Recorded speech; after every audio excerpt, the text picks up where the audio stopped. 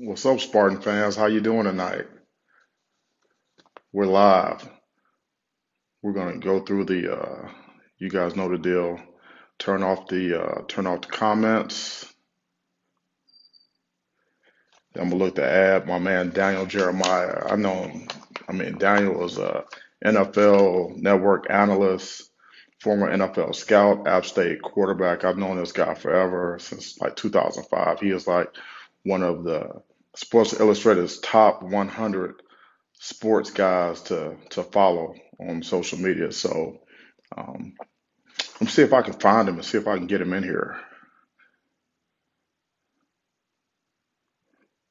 Okay, let's see. Move the sticks. I'm adding Daniel now. Daniel Jeremiah. Move the podcast king. Coach, My man. what's up? I figured since you're at Michigan State now that I could wear an App State shirt. I thought that would be popular with the with the Michigan State folks. I thought that'd be okay. You coming in hot. You coming right. Yeah, hey man, App State's one of those programs, man. You play quarterback there. You see App State on that schedule, you better strap it up. Yeah, it's interesting. It's kind of think about some of the places that you've been, and obviously App State had been at a lower level, but we always kind of just pride ourselves on being a real tough, a tough Yeah, physical team. yeah, And now they've moved up a level and gone to Division 1, and they've won a bunch of Sun Belt titles in a row. And last year they beat North Carolina, South Carolina. So that toughness, that kind of trait that you've always preached, and we've known each yeah, other forever. That's the real deal, man. It works.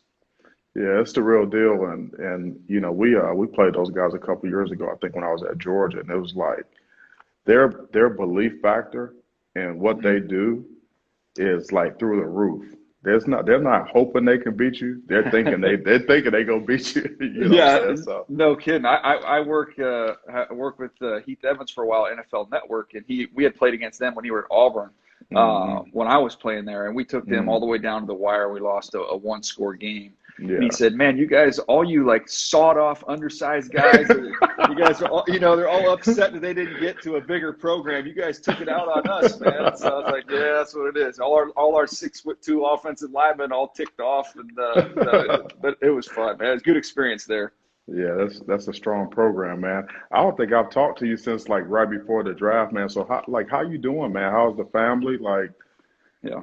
you good? Yeah, it's interesting that you kind of phrase it like that, Coach, because I've been just reaching out to so many friends over the last couple of weeks and just literally a text message, "Hey, are you good?" Yeah, Just checking in with people because uh, we've never, I don't remember anything like this. You start kind of with COVID, and dealing with all of that, something we've never experienced in our lifetime, and then you start to feel like maybe we're getting some better news there, and then the awful murder of George Floyd, and the whole country, just took my breath away, Coach. Like I can't unsee that. It was something that was just awful, yeah, so awful, and we've seen what the country's been dealing with, as we've been reacting to that, making sure that we get justice and all those things. So it's something, the conversations we have, in yeah, our house. I try and make sure I'm having that conversation with my kids, and yeah. and I'm sure I can't even imagine the conversations you're having with your boys during this time, man. Yeah, I mean it's a tough time, and just within my house, my two boys are 16 and 18. Hmm. So they have a pretty good awareness of what's going on. I mean, they know what's up. But just really talking it through with them, especially my older boy Joe, like he's always bringing me information and look what happened here. Did you know about this? I mean, he's really in tune to it. He understands the impact, and Hmm. it's scary though, man, because Yeah. you want to take care of your kids, you want to take care of your boys, make sure they're safe, and we really, at this point can't say that. And Yeah. so, it's tough. But, I'm encouraged, because, it feels different this time, Hmm.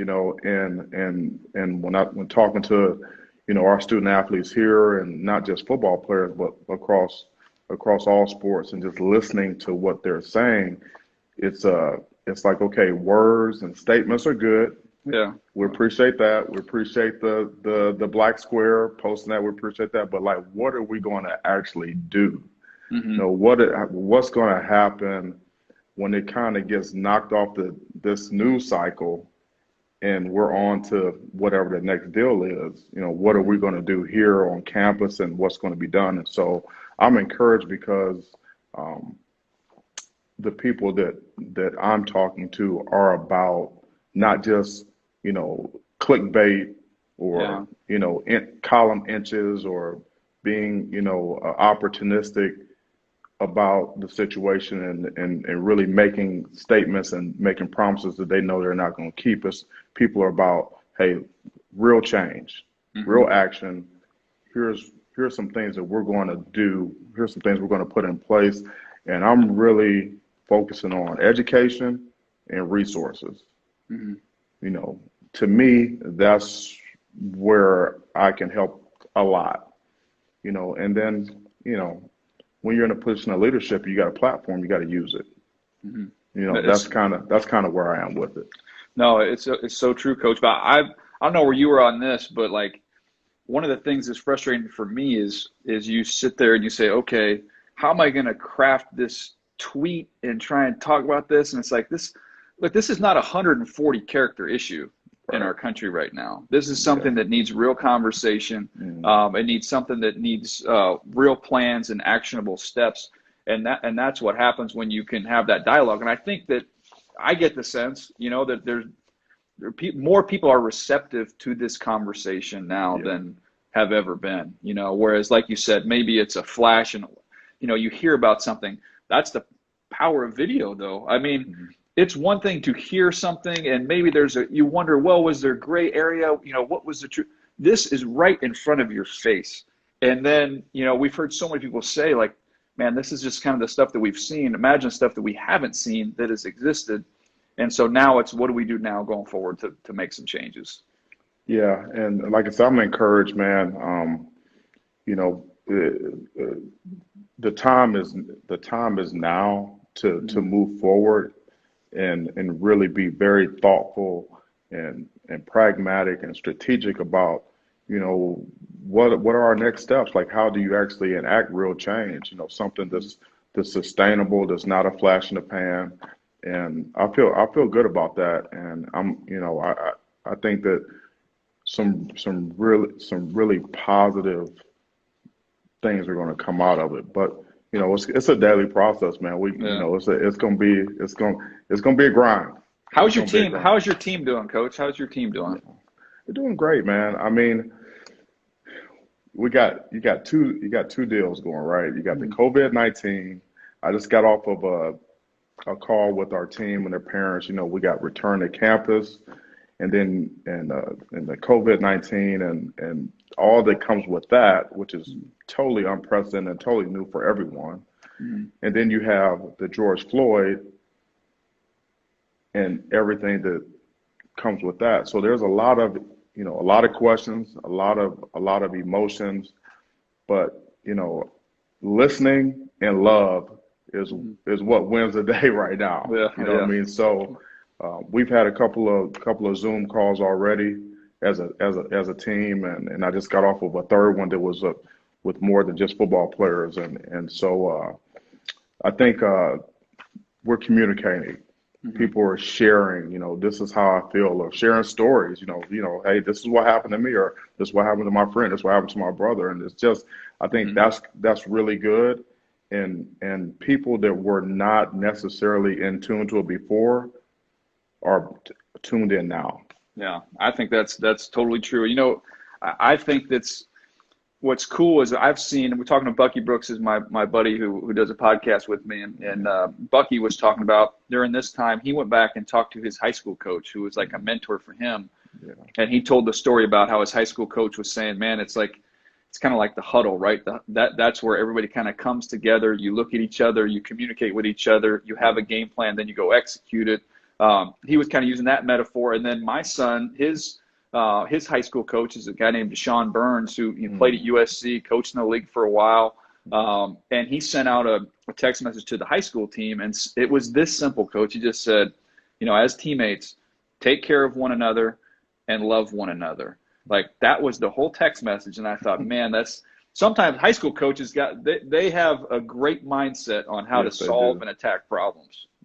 Yeah, they do. And we're around young people, and one of the student athletes today said, if you're a coach and you're not willing to lean into this, then what are you in coaching for? Exactly. You Yeah, know, this is we're this is you're a what it's leader. all about. Yeah, You're a leader, and yeah, we're here to teach, motivate, develop, and we want to give back and help young people, so again, I'm encouraged. It's not going to be easy. These things are going to take time. hmm Beyond the statements, the actionable, the items that we can really move on. It's going to be a progression, but the intent is going to be there on my part and folks that I work with, and so I feel good about that. The COVID-19, how has that yeah, uh, how has that affected you? I'm watching. I'm talking to you leading up to the draft yeah, about players like we always do, yeah. and then I'm saying to myself, having been in the league for 10 years, how are they going to pull off this draft? Like on Teams or Zoom, or how are they? Because you know how serious the draft is. The Oh draft is yeah. like the most serious thing ever.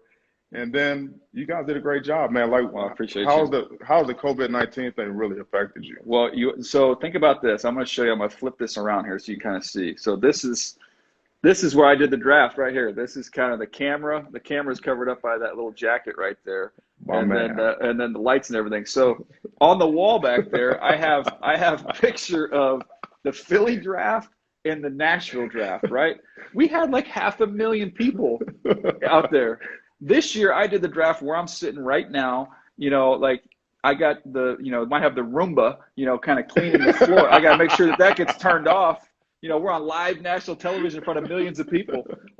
It was different, man. But the cool thing is I know initially there was some people saying, is this the right thing to do to go forward with the draft? But Right, I think right. once people really thought about it, they said, look, we're not going to put anybody in danger. Nobody's in harm's way. Mhm. The NFL raised a ton of money to help in this fight. So that was cool side of it. And then I know the kids, I feel terrible they didn't get a chance to have that moment kind of walking across the stage. Yeah, But we saw those moments with these kids at home with their families getting that yeah, that call, and it was still there was some powerful moments there. So it was different, man. I'm sure, like you're going through the off season. You've never been through an off season like this before, but I'd be curious to hear what you hear when you talk to your buddies in the coaching world, because at the beginning of it, I talked to some people and said, oh, kind of almost like a woe is me, like this, how are we going to do this? We can't do that. We can't. And then some other people were like, man, this is a good opportunity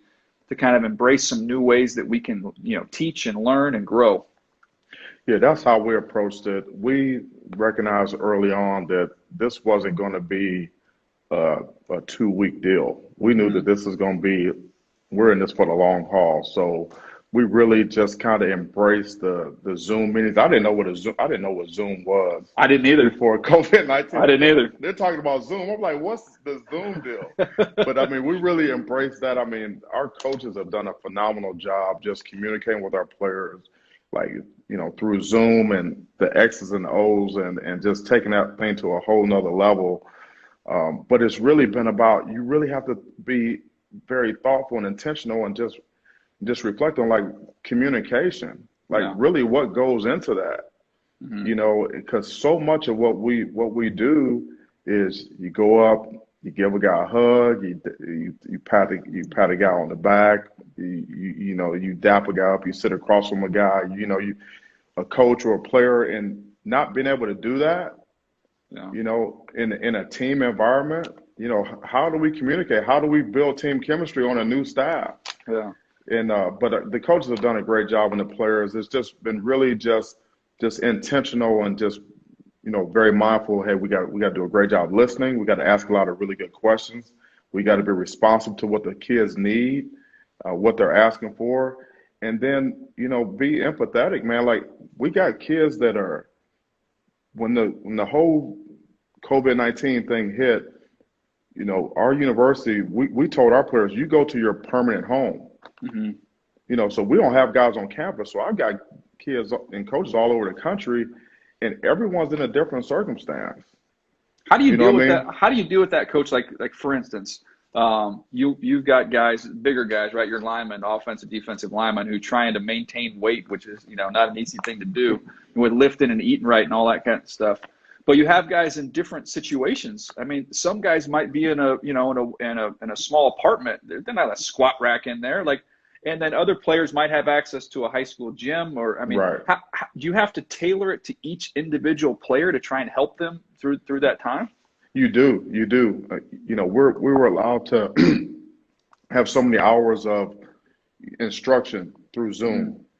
And then the academics was taken care of with our academic staff along with our coaches helping out. But then the nutrition part, and the strength and conditioning, we had the least amount of control over those things than anything. Mm-hmm. We're not have not been allowed to make our workouts mandatory. Okay. And we're not allowed to ask the players to send us videos of what they've done. Mm-hmm. Only thing we can do is prescribe the workouts. Okay. And so we'll give them a workout. Our strength coaches send them a workout. They're like, hey, if you got a full gym, here's your workout. Mm-hmm. If you don't have a gym and it's just straight body weight Yeah. caveman workout, this is what it is. And so we got from caveman to lifetime fitness, right? We got the whole gamut, and Yeah. we lay out to the guys. And then nutrition, we lay out best practices. This is what we think you should do, but we're really not able to control that. So that's been probably the most challenging part. But from an X and O standpoint, and getting our schemes installed through Zoom and all that, I feel really, really good about that.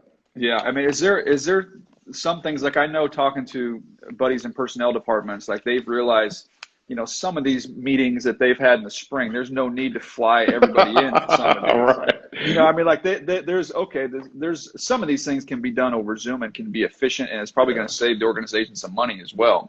But Yeah. has there been anything, like, through this process, that even when things go back to hopefully normal, that you might adapt some of the things you've learned during this time? Yeah. You brought up a great point, and I'm not a big meeting guy. I Hmm. don't like to get 50 people in a room and meet, for 2 hours. I think that's inefficient. We meet when we need to meet, but, Hmm. just the amount of in-person meetings, we've seen that some of that stuff hasn't been really necessary. Hmm. And so when we come back to this new normal, maybe we can cut some of that back. We don't need to get in a room and get 50 people in there. I mean, we can do it through Zoom. We've been doing it. We're doing a great job with it. Hmm. And the other piece is going to be really, really interesting, as as a NFL scout, or Hmm.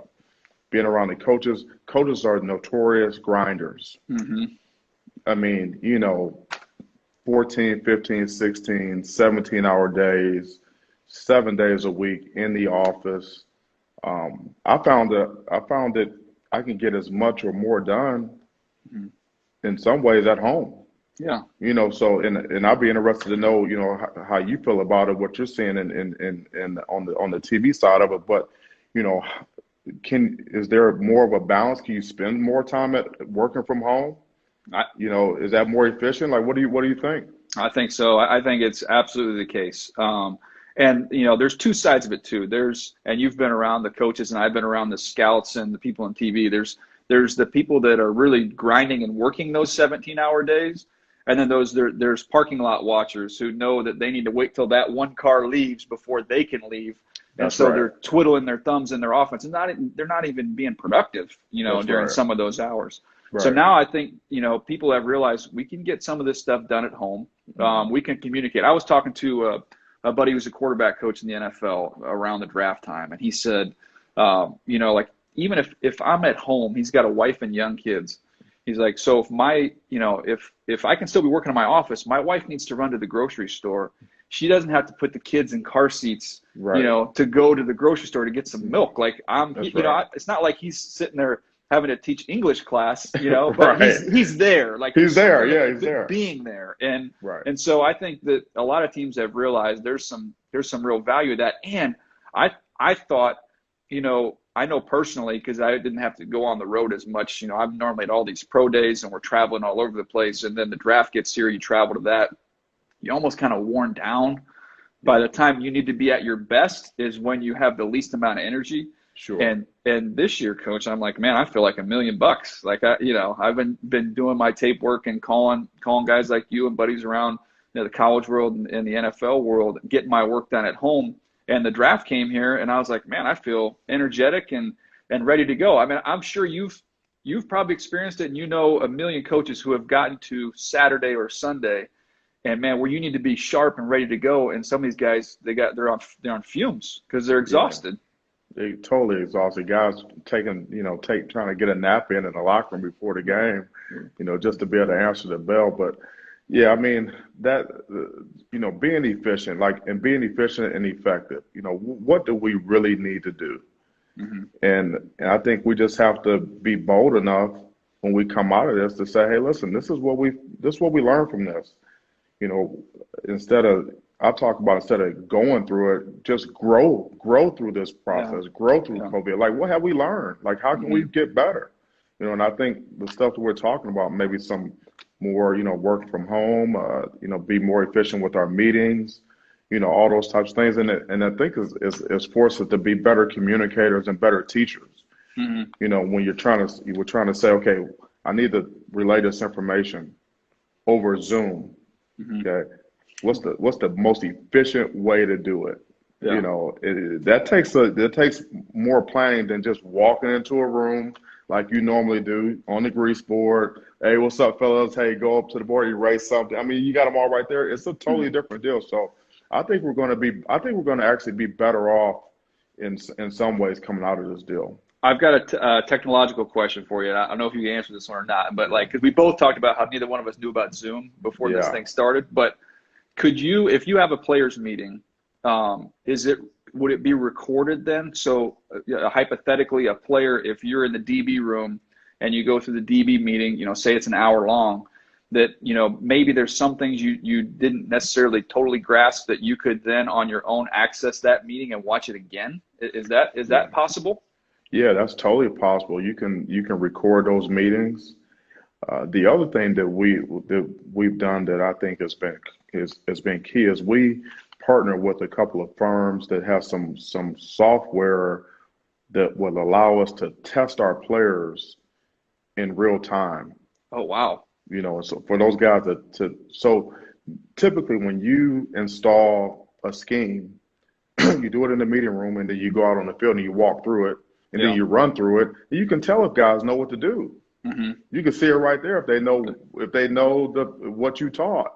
Mm-hmm. And then you film it and then you can watch it again with them the next day. Well, we can't do that. So how do we know that the information that we just gave them, how do we know that they're retaining it, that they're getting it? So, we're able to have these guys download software on their phones and their iPads and put the curriculum on the iPhone, and they can read it and then take a test right there and get the answer right then. They got it right, they got it wrong, and if they got it wrong, what was the correct answer? Mm-hmm. Then we get the information as well, so we can say, hey, listen, I got 10 guys and 8 guys got this question wrong. I need to reteach this next time. You know what I mean? So that's fantastic. But that's something that we can carry over outside, after COVID, coming out of COVID is, a better way to test our players and make sure that they're retaining the information. How have your coaches been about adjusting to this? And you can have the big picture plan and have these ideas, but in terms of the execution, and I'm sure you have younger coaches, some older coaches. Yeah. I mean, how has that process been about getting them all ready to go? Because you don't just got to coach the players, you got to coach the coaches. I know that was a big deal first, when we first got going in COVID, because it was like, okay, how many guys know how to turn their computer on? Coaches like, come on, guys, like, really? do you have an iPhone? Some of these guys still on flip phones. Like, what's really going on? But I would say that all of our guys have really, embraced it. And you got a position coach and you got a GA or analyst with them. So guys have been working Yeah. together, finding out what's the best way to get the information out to the kids. And you go into some of these meetings, man, on Zoom, and I'm amazed because I can dip in and out of. I can go to a linebacker room, then I can go to the quarterback room, then I can hop back to the D line and and check these guys out. And just the way the energy on these calls and just what they're getting out of these meetings. And I mean, initially guys were just sitting there like Brooke Trout, right? When Yeah. COVID started. Yeah. You go into these meetings, last week or 2 weeks ago, and we're going over the information. Guys are standing up in their living room. Guys are standing up in their backyard, going through the steps, they're like, That's awesome.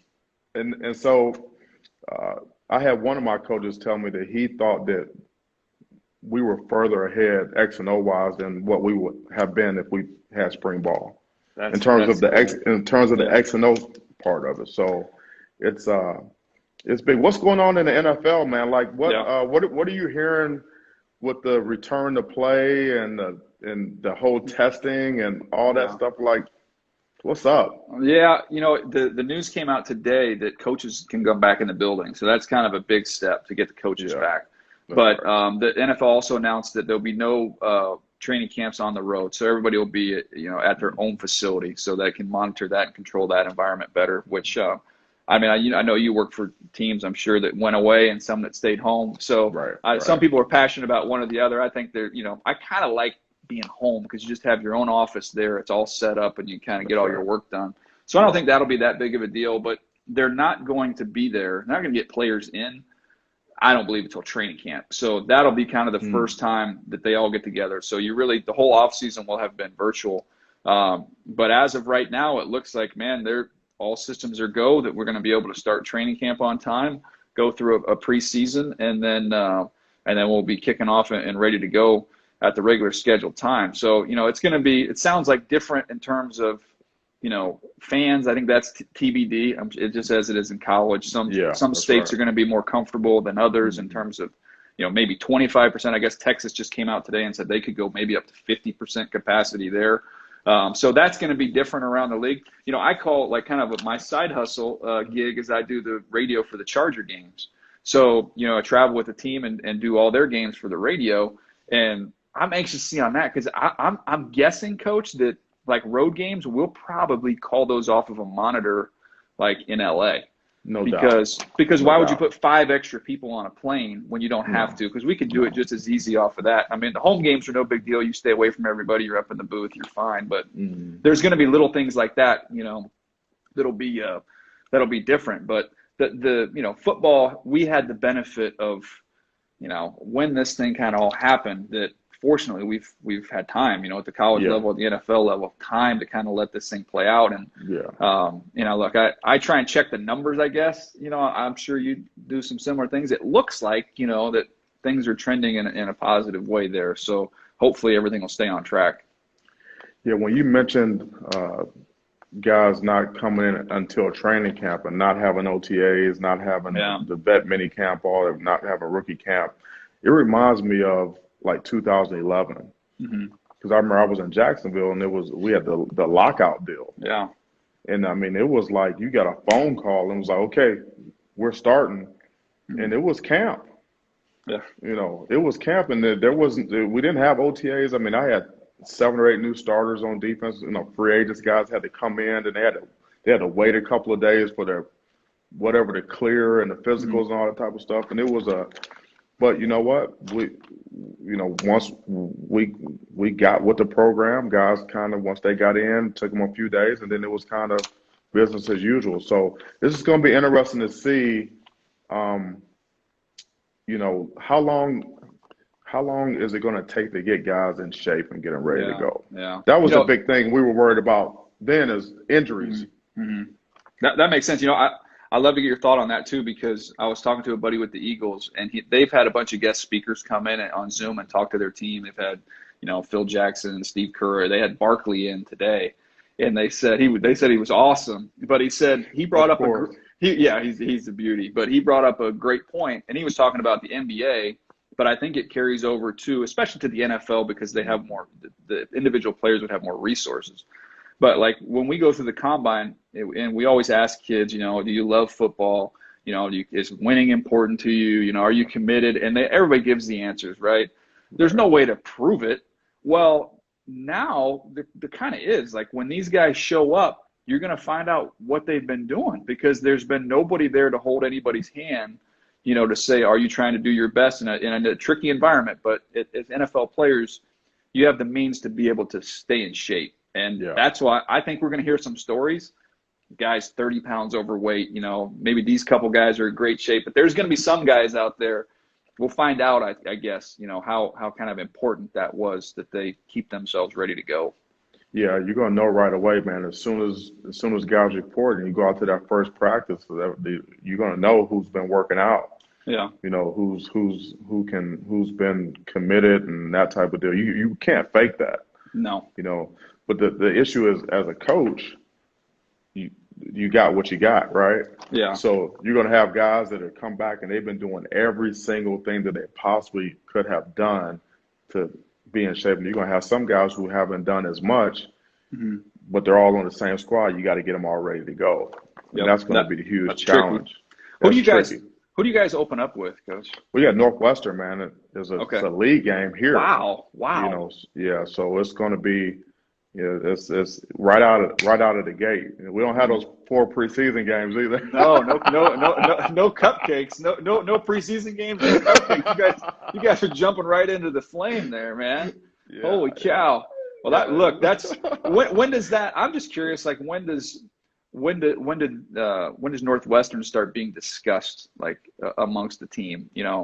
During this process. Yeah, typically you don't want to introduce those guys too Yeah. early. Hmm. So usually if it's the first game, you have an extended game week. Hmm. So about 10 days out, Hmm. is when you say, okay, Northwestern, and then Hmm. the scouting report and just kind of going through and you kind of do maybe a first second down day, a couple days, and then go through a week and then do it again. So but until then, it's really just preparation, getting guys in shape. Kind of taking care of yourself, Hmm. taking care of your team, getting your guys ready, and typically we'll take a series of days during camp, Hmm. to hit a couple different teams. Yeah. Guys that do things differently. You'll introduce the players might not even know it, but you'll have a period or so in practice to Yeah. say, hey, we're going to work on, empty formations or whatever. So, Is that from your um, NFL background, Coach? Because I remember when we were in Cleveland, I remember doing things like that, where you from the division, like during off season, yeah. you try and introduce, those teams in the division during that time. Yeah, in the league, man, there's no recruiting, so all you're doing all day is ball, Yes. man, and Yes. doing studies and stuff. So we spent the whole off season studying our in conference opponents, and then the Hmm. guys that are outside the conference. And if you saw something that someone was doing that was kind of different than what you Hmm. would normally see, then you had to address that in camp. Hmm. You couldn't wait until that week that you played them to Yeah. to address that. So that's kind of where that came from. And it's effective, Yeah. because you can install something and test it, and if it works well, then you can say, okay, this is something that we feel like we can roll out that week that we play that team. But if you roll it out there, it doesn't look very well Yeah. during camp. You can say, hey, well, we got to take another look at this. This not going to be very good. Our players don't understand this, Yeah. and That's so. smart. I think it's great, man, and just to be able. I want to coach, man. I'm like I want to coach. I've been talking. This is the longest I've gone without coaching a cat. You know what I mean? I It's bet you. like, I bet your family's being coached. I bet you're taking out some of that coaching. You're getting that coaching out on the family. Like, hey, that butter does not belong there. Get that butter over there. it's. I tell you what, that's going to. You talked about guys coming back and how you handle it. the biggest thing we're going to have to do, one of the biggest things, is we're going to have to make sure we're not overzealous with our players Yeah, yeah. when they come back, because all of the players want to get going, the coaches want to get going, but when we do get them back here, there's got to be a progression on how we bring them along, Hmm. to make sure that we avoid injuries and we don't overtrain guys and things like that, because we want to get You're started. itching. You're itching to get going. I would love this, Coach, about this question, because I'm thinking about potentially, right, if we didn't have fans, right, which can provide some of that exterior energy. How important is it to have guys that kind of, you have those, hopefully a handful of guys at least, that kind of bring that energy to the team? Mhm. Do you have to try and make sure that message is delivered? Like, hey guys, we got to be ready to kind of bring our own juice here in practice as well as maybe even in the game. We're gonna have to go old school, man. Do you remember how old school guys on the sideline during practice, Hooting and hollering. calling out, yeah, hooting and hollering, calling out run, calling Yeah. out pass, calling Yeah. out fumble, Oski. intercept, Oski, the whole deal, man. We're gonna have, that's what it's gonna be. But we're gonna have to practice that. Hmm. If you want it on game day, you got to practice it during the week, and so that's going to be. It's amazing you brought that up, because I was thinking about that. I've been thinking about that all this whole time in terms of, how do we bring our own energy? Hmm. And it's going to be that, you gotta, root for your teammate when you're on the sideline. If you're on the bench doing adjustments, you're doing adjustments. But if not, you're up, Hmm. and you're into the game, and that's going to be a huge part of it. I mean, like, it's interesting. Like, how many guys do you think that are basically like their energy comes from the fans? Yeah. You Well, know, if yeah. that's where it's coming from, that could be an issue. Yeah. That's not what you want, right? You want Right. guys that are motivated inside out and not outside in. But I mean, I remember being around Andy Reid with the Eagles, and he would always say, like, how important, like, energy is a talent. Like, that's a skill. Like, when you're going It through and is. checking off your things, like, guys that bring energy, you Yeah. need those guys, man. And there's times, especially in the NFL season, as you know, it's so long, and you lose 2 or 3 games in a row. Like, you need some guys that bring their own juice there. And you're never going to have 22 guys. Your 22 starters are going to be wired like that, but you need to have some of them that can kind of help bring up the group. So I think that it's going to be fascinating, the teams that are able to do that. And I think just listening to you talk about the guys on the sideline, I mean, that's a great message too, right? Like, hey, you can't say there's no fans in the stadium, because we got 100. There's 100 of us, and so we got to be our own. We're our own group here. Yeah, that's what it's going to be, and I think it's going to be fun. It's going to really take it back to the basics, like you said, man. Who loves football? Hmm. Who wants to play? The best players. You've been around them. It doesn't matter what the situation is. You put a ball down, guys are going to ball It's go out. time. It's go time. It's, Yeah, it's being around Ray Lewis. I mean, that was my first day with Baltimore. It was in an OTA, and this is after they've won the Super Bowl. And I went out to coach. I thought Ray Lewis thought that this was like the Super Bowl, the way he was practicing out there. But man, like you said, when they put the ball down and play, it doesn't matter if it's in June or if it's in the Super Bowl. They play the same way with the same juice. Yeah, players play, man. The NFL is. I met you was my first year in the NFL. That's when I met you. That was like 2005. I had just come from Ohio State. I've been there for four Yeah. years. I get to Cleveland, and the draft process and scouting was totally new to me. Like, because in college, you identify the players, you evaluate them, and then you offer them and you recruit them, you sign them, you coach them, as a coach, you do everything. In the league, it's basically you got your personnel guys, okay, that pick Hmm. the players, you scout the players, you got the coaches who coach them. And so one thing that I remember is those draft meetings, man. Oh The yeah. draft meetings and reading reports. The one thing about Cleveland is that when you guys read your reports, it was like poetry, man. It was like, what I'm saying? It was like, that's so much different than some of the other teams. I mean, I don't know if it started with Phil or you guys, That's but Phil. Yeah. yeah, I mean, man, take me back there, man, with Yeah. those draft meetings and those reports and all that. Like, what was that Sure. like for you? Sure, man. Like that was, Phil Savage was general manager at that time, and I had started under Phil Savage and Ozzie Newsome with the Ravens. Then Phil went and got the job with the Browns, and then a couple years later, I went over there and joined him. That's where we met up. But the Ravens have always drafted really well and have had a long run of success. And one of the reasons is kind of the way that they instituted the scouting process was reports were meant to paint a picture of the player. So some people in other organizations, it's almost like bullet points, right? Like you just check the list, Right. height, weight, speed, quickness, agility, da da da da. Like this was like, no, you want to read it like in a paragraph form. And if you can close your eyes, you should be able to envision what this player looks like if you've never seen him before.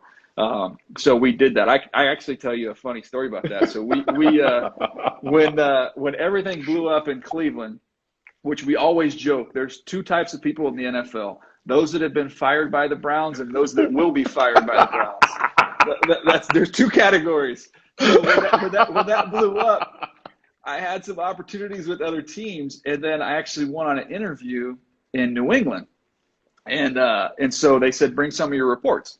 So I brought our reports, and that's how we were trained to do it, but they were a little more cut and dry, right? Yeah. So I'm in there in the interview process. I won't say who it was, but he goes, I'm reading your report, and I think it was on DA. I think it was on Derek Anderson, the quarterback, and I had said, he's got a big arm, but he throws a shallow cross like he's Vladimir Guerrero trying to throw somebody out at home plate.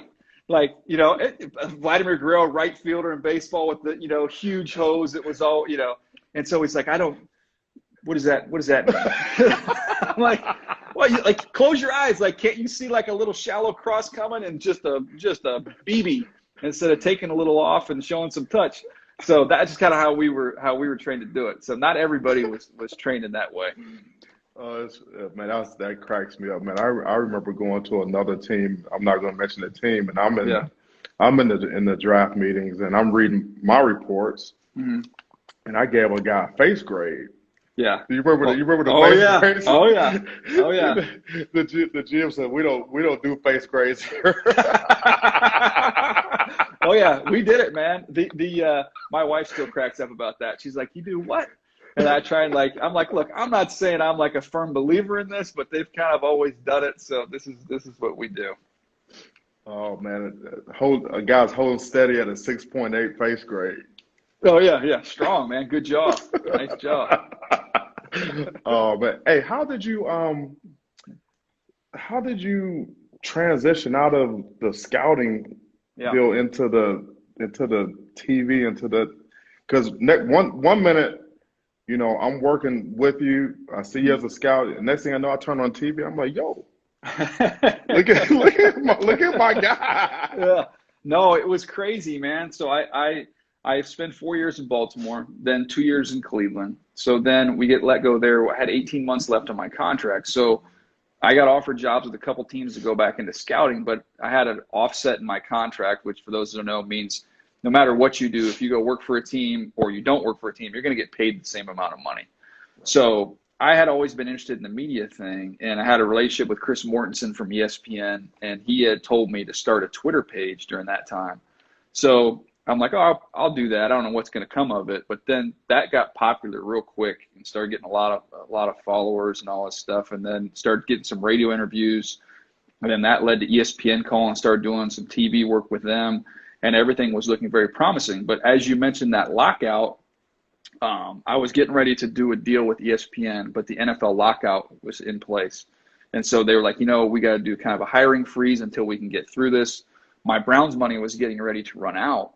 So I had to put food on the table. So I got offered a job with the Eagles. So I went back into scouting, was with the Eagles for 2 years. Halfway through my second year with the Eagles, I had a broadcasting agent through that previous time, and he called me and said, look, I have job offers from ESPN and from NFL Network for you if you want to do it. So I finished up that year with Philadelphia, and then Howie Roseman was great with me, and I just said, look, man, I've got this opportunity. It's going to be better for my family. And so I went and took it. So it was kind of crazy. Like I kind of had my sights set on this could be an opportunity. With ESPN, I would have had to move my whole family to Connecticut.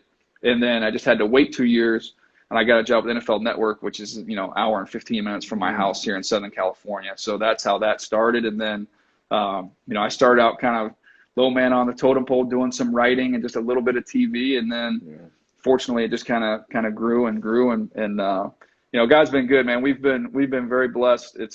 I get to be in football, which I love, but I get to be with my family and not miss games and all those things as well. So it's been a good setup. Yeah, well, I'm super proud of you, man. And you do a fantastic job, man. How has the scouting aspect of your background, how has that helped you in with the TV deal? It's been huge because I think, anybody can watch players and tell you if this guy, this guy can play or this guy can't play. But I think being with teams, you realize the difference between, like collecting talent and building a team. And so you can kind of take those lessons that you've seen, some of them from done the right way, and maybe some of them that weren't done the right way. And you try and learn from those lessons. And then, we just try and take people, through television kind of behind that curtain of what it looks like. Okay, Mm, here's the decision that they made. And maybe you don't like this player or you don't understand it, but let me peel it back and say, okay, this is why they did this. right. It might work, it might not work, but from being inside the buildings, you can get a sense of their approach and their process of why they did something. So I think having that experience, it makes my job a lot easier, to be honest. Yeah, well, you do a great job, and I'm like really impressed when I watch analysts of guys that I can tell that they know what the hell they're talking about. You know what I mean? They know how to break down a player. They know like the why, the rhyme, and the reason why things are actually happening. And there's no doubt that you've done like all that like at a super high level, man. Like, what's next for you, like in that space, man? Like, where can you go with what you're doing? Because I see you as like on the rise. Well, I appreciate that, Coach. It's since Mike Mayock took the GM job with the Raiders, so I've kind of taken over that lead draft analyst role for the last 2 years. So that was kind of what I aspired to be. Mm, So I love kind of what I'm doing now, and now it's just can you get better at it and do better at yeah. it. And I started calling games a couple years ago, doing these Charger games. So I enjoyed that aspect of it because then there's as much fun as it is to talk about ball, to get in the stadiums and to be around a team, and that was an itch that I needed to scratch a little bit. So continue to grow in that role as well, and who knows, what that can lead to in calling games down the road. Mm, But just another avenue, and then kind of bringing the whole thing full circle from what we were talking about at the beginning is. God's given me a little bit more platform as I've kind of, grown in this profession, and you start getting to this phase now in life where you're like, okay, it's a cool platform. Now, what can I do with it yeah. to do some positive things? So, that's kind of what's next for me is just figuring out, now that you've been given a little bit of influence, what can you do good with it? Well, that's. I'm excited for you, man. I'm looking forward to seeing what you do next. I know you're gonna do a great job with the platform that you have, and I'm gonna do the same with mine. Normally, I do like a word of the week. Yeah. I'll roll it out like every other week. I'll do it like on a Wednesday, and so I'm gonna just kind of as we close, I'm gonna kind of throw Okay. this out to you. So if you had a word, one word hmm for right now, this present time, for the world, for this country, moving forward, what would that word be right now? Oh, for me, Coach, it's a football word, teammates. Like we're all teammates. Yeah, We come from different places. We might not look all the same. We might not talk all the same, but we're on the same team. And I think if we can just get that perspective, um, again, I think that's going to be good for all of us, man. And that's my hope. That when we pray as a family, and when you pray individually, like I just want us to all realize, we're all on the same team. So teammates would be my word. that's strong, bro. I think my word would be leadership, man. Mhm. I think right now, more than ever, we need competent, bold leaders that can lead with empathy, man, and Mhm. love. I love that. And that's and we all can be leaders in whatever role that we're in, whatever line of work, whatever our status is, or whatever. We can all lead in some way, and that's I think that's what's important right now, man. But I really appreciate you coming on, bro. It was No, it's great been. catching up with you. I'm rooting for you, man. I tell you though, I've got the App State on for you, but I need some of that green. I need some Michigan State green so I can pledge my allegiance to the Spartans here, man. I'm so excited for you. I know you're gonna do a great job. Yeah, I appreciate. Yeah, we can take care of that. You talking to the right guy? I can hook Uh, you up. Hey, by the way, the last thing I should have led with this. I didn't think about this. So my father-in-law, who's unfortunately passed away, my father-in-law went to Michigan State and won a national championship as a wrestler in the late '60s. Really? Yes, yes. So I've got Spartan blood over here, man, Yeah, and you national you championship blood. yeah you got some Spartan in you, and we're gonna keep it that. We're just gonna grow it. This is gonna There it's you gonna go. come out. We're gonna cultivate that. I really appreciate you, I man, and appreciate you, man. appreciate you spending the time with us. It's great catching up. You're one of my favorite guys of all time, and I know our relationship will continue to grow. And I'm pulling for you big time, brother. I appreciate you. I love you, Coach. I appreciate your time, man. Yeah, love you too, man. We'll talk to you, buddy. All right, man. All right. All right, that was Daniel Jeremiah. As you can see, he's a great guy. It was just great catching up with him, and it's been. I know we're going. It's some tough moments right now, but we're gonna grow through them and keep moving forward boldly. And this is a new day. It's a new time, and when we come out of this deal, we're gonna come out better for it, and it's not gonna be the same old on any front. I can promise you that. But with that being said, man, I'll catch you guys next week, and we'll talk to you soon. Go green.